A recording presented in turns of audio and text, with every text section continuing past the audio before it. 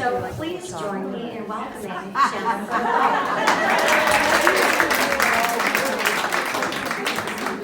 Thank you. Well, I can't think of a better way to break the ice because I am not nervous anymore.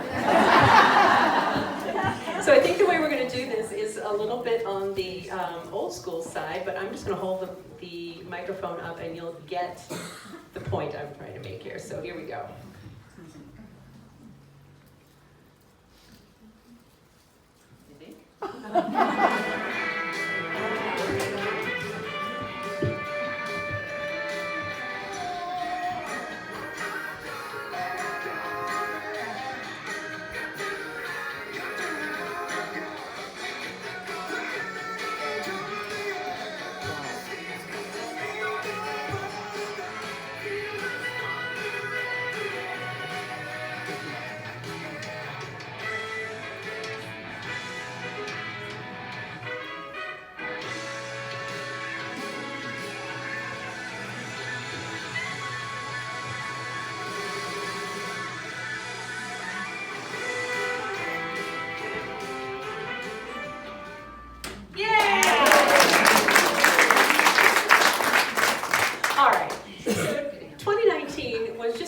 Exciting year of my life because as you can see, my rock violin group, the Cover Girls Violin Show, was invited to perform with the band Chicago live on stage for 13 of their shows this past year.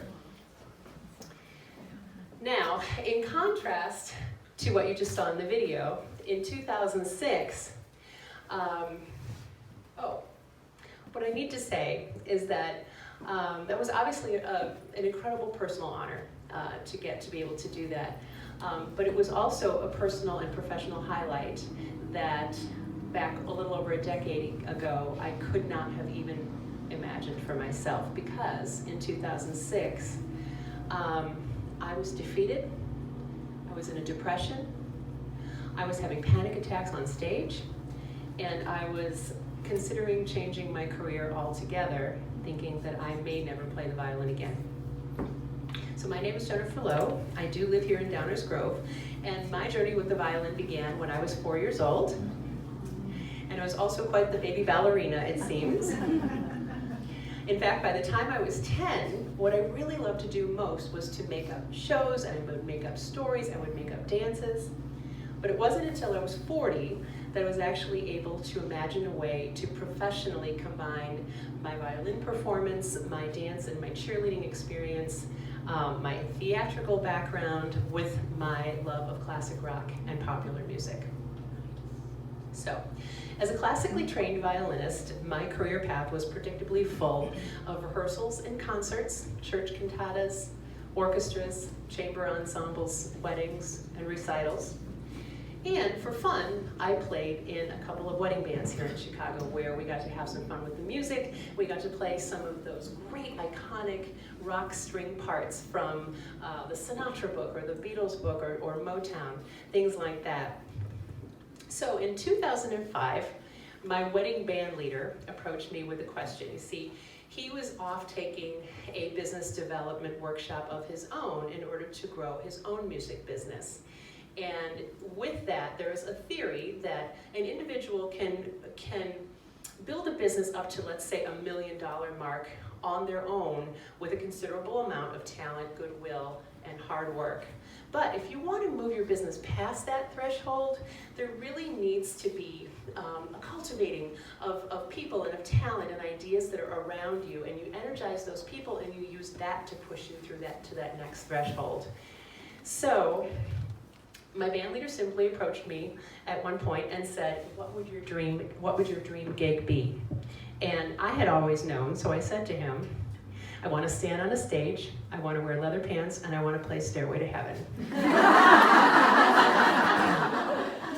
So his eyes lit up and he said, I want it now, and I'm going to make all of my resources available to you. I will give you access to my office, to my band, to my arrangers.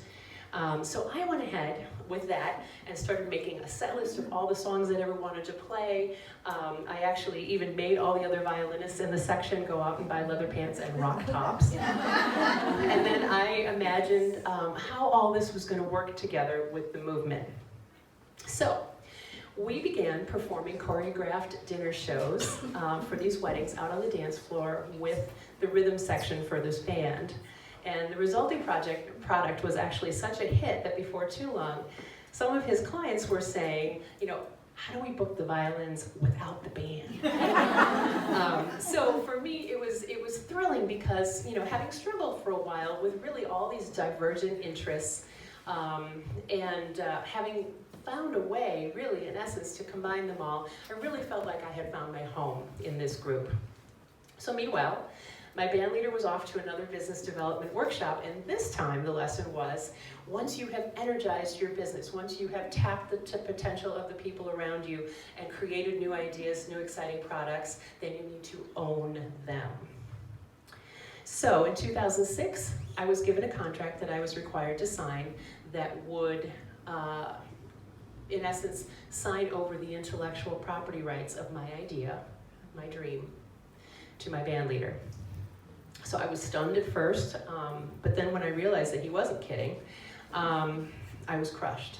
It felt in that moment like I had handed my baby to someone to hold, and that person simply walked off and said, no, not yours, never was. You see, there was precedent in the business community that I didn't know at the time, but when an idea is created within the context of a company, it belongs to the company. I didn't know that, and I guess I should just say, now I do. So, rather than sign the contract, I quit my position with that band entirely, with no legal option than to leave that organization with the product I had developed. So, in hopes that I could walk away on my own and start one again on my own. I walked away at that point, not knowing what was going to happen, but would ultimately just collapse into what were the darkest years of my life. Now, none of this happens in a vacuum. I had a lot of support from friends and colleagues who were supportive of my leaving. They were supportive of me, getting right back out there. Getting right back out there and getting on the horse and starting over again. Now we're having microphone troubles.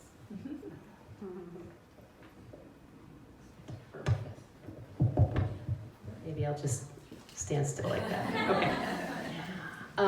So all that support and encouragement was wonderful, but I just wasn't ready. So while I was contemplating what was to come next, of course, in came the voices that said, how could you be so stupid? But really more accurately, how could you be so naive? You're too weak to do this on your own. You're unqualified to do this on your own, and you certainly don't have any of the resources, financially or musically, to do this on your own. But nevertheless, I tried. Every few months, it seemed, I would start with some version of these kinds of words of it, like, I'll show them. They can't keep me down. Or, everybody's watching, I should figure out how to do this. But each one of those false starts had one thing in common, and that was the lack of a heart-connected foundation. See, these were attempts made in reaction to what I thought others were expecting of me. So, after a year, I just quit trying. So in 2007, I was still defeated, but I was back in the comfortable environment of my classical colleagues, and then it happened. So I was in the middle of my favorite musical time of the year. I was on stage with the Illinois Philharmonic. We were in the middle of the audience Christmas sing-along portion of our concert when, out of the blue, my heart started pounding. I broke into a sweat. I started to see stars. The room started spinning, and I knew at that minute that if I did not grab my violin and hightail it off through the middle of the section, off to the back of the stage, I was going to pass out right on stage in the middle of that concert. I got backstage, I sat down, put my head between my knees, nothing helped. I laid myself flat on the floor, I still couldn't breathe. The stage manager called 911, and because I was convinced I was having a heart attack. And by the time the EMTs came a few minutes later, I had sort of regained my breath a bit. And by the time they finished taking all my vitals and checking me out, they said, "You're fine." So I went out of an abundance of caution, to see my regular physician the next day. He ordered some additional tests, and they, of course, all came back normal as well. That was it. I had a panic attack. So now I had anxiety, and things actually went from bad to worse. Because from that point on now, I had an irrational, albeit well-founded, fear of being on stage. These panic attack symptoms had come on with no warning. I was assuming that they could come back at any time, and that terrified me. I had done some mental work to convince myself to continue playing my classical schedule with the help of a Xanax prescription, only to find out that time and time again, I had panic attacks on stage, even with medication. So before long, I was turning down basically every job that came in. So retreating from my classical career was a huge financial hit for my family, and I began to see a therapist to explore some of my other interests and some of my other skills, and to see that there might be another potential career path in there for me. I mean, after all, my husband and I have rental properties, so I might go into real estate, or I figured I'd certainly played enough weddings in my life that I might enjoy getting ordained, or even being a wedding planner. I don't know. So during that time, I still was playing with a couple of wedding bands here and there, just for fun. And I began to realize, though, that when I was on those jobs, I never, ever had a twinge of anxiety. And in my mind, I'm thinking, well, those are just silly jobs. That's where, the music's fun, the atmosphere is festive, nobody's paying terribly close attention to what you're playing. I mean, really, all our job was to just play and dance and have fun with the music. Aha. So you see, what had happened, I finally discovered, was that I had just really burnt out a neural pathway. I had, and I called that my classical music pathway. It's the one that demands perfection, it demands precision, it's that stiff classical posture, and it's that poor girl, since the time she was 4, going through all of that years of critical, punishing self-talk. So from that point, the world of playing popular music on my violin became my refuge. So all told, it was about 3 years of darkness before my dream, quite literally, to start a new violin show came true. I simply woke up one morning after having had a really vivid dream of my old group performing before a large and very enthusiastic crowd.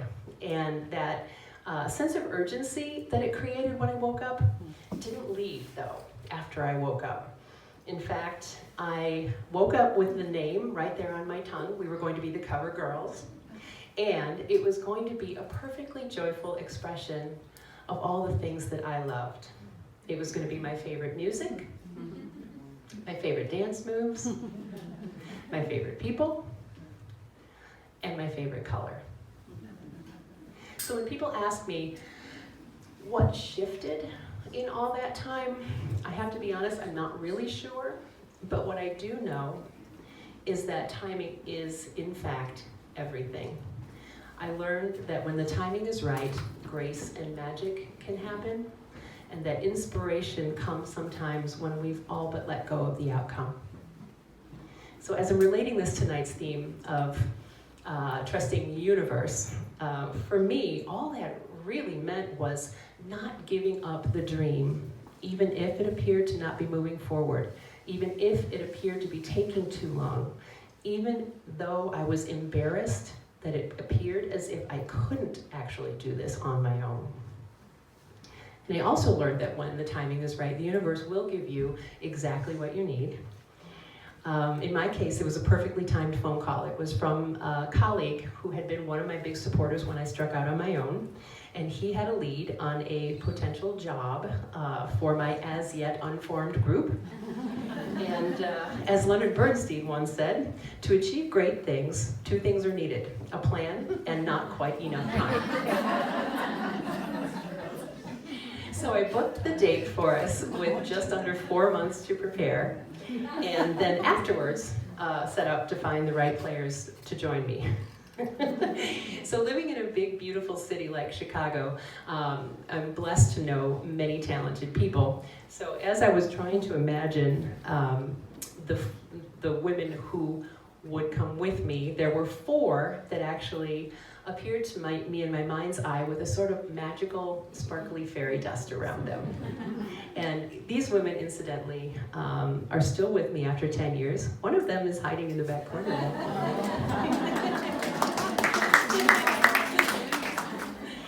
So that very first gig back in December of 2009, look, we're babies, oh my gosh, was a big hit. And like I said, we pulled it off with just barely enough time.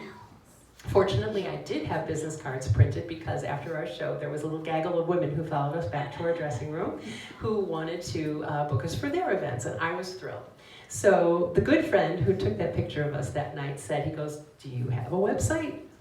And I'm like, no, we haven't gotten there yet. So he implied that that could be a problem because these people would probably be going home and want to be looking us up. So at that night, after our very first show, packed up, went home, got on the computer, stayed up till 4 in the morning, and made our very first Wix website. So before long, on the website, I was receiving all kinds of interesting inquiries from all sorts of interesting places, some of which even seemed to be a little too good to be true. One morning I got up and there was something in my inbox from someone at deepakchopra.com. I thought it was spam. Anyway, this person was asking if we wanted to come to California and play for his Sages and Scientists Symposium. So it was in that moment that I realized, that this group has a life of its own. It is attracting opportunities and things like that, and I began calling myself at that point the former director of the Cover Girls Violin Show. Because really, I just get up in the morning, I grab my coffee, and I go answer its emails. So fast forward to 2018, and in the spirit of that same kind of magic, we had been invited to New York City to perform for our very first gala out there. We were very excited.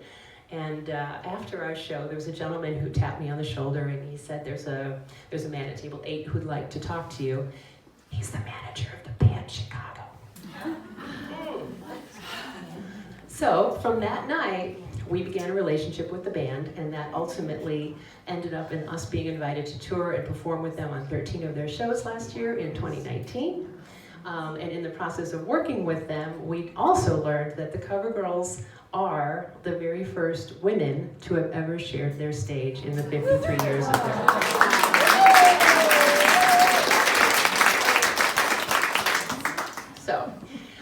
So I have to say, this has been a really wonderful experience pulling this all together for you, but for me as well, because as I had an opportunity to really reflect on that deep pain and disappointment from 13 years ago, I can honestly say now, looking back, that anxiety was the best thing that ever happened to me.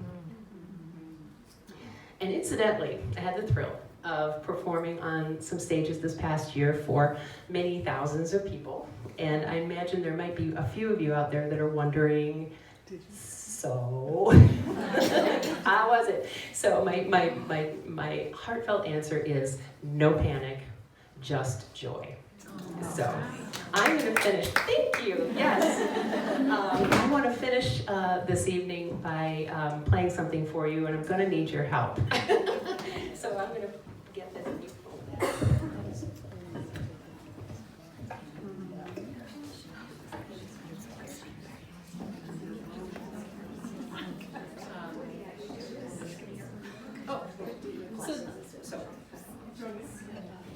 I was just going to say, this song, in closing, has been a bit of the soundtrack that has kind of shown up on my journey, no pun intended, with the Cover Girls. So I'm going to play for you, actually, these 3 simple words of encouragement.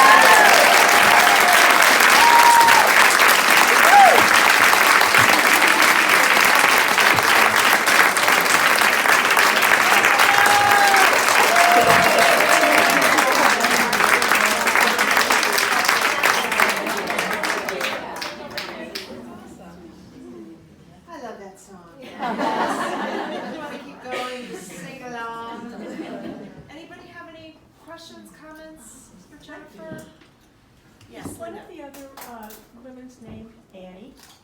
Ani, yes, Ani Moravec. She's also from Downers Grove. Yes, she We is. all go to the church that she's often played at. Excellent, yes, yes, absolutely. Oh, there it is, yes. But she hasn't been around for a while, so. Now we know why, because she's very busy.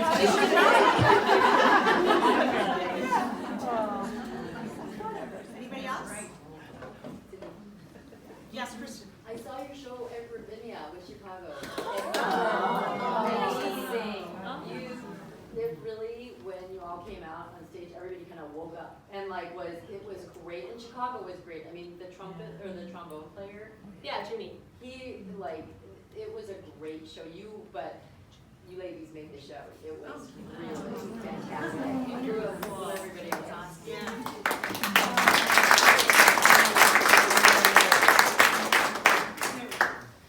You said that several people were saying you don't need the band, you ladies don't need the band. Have you done some things on your own, just as a group, without Chicago? Oh, yeah, absolutely. And what I meant by that was that when we were playing with that wedding band back then. So we did, yes, actually spin ourselves off from needing, so we perform either with tracks or a live band or Chicago. So. Anybody else? All right, so here's your quote. I learned that grace and magic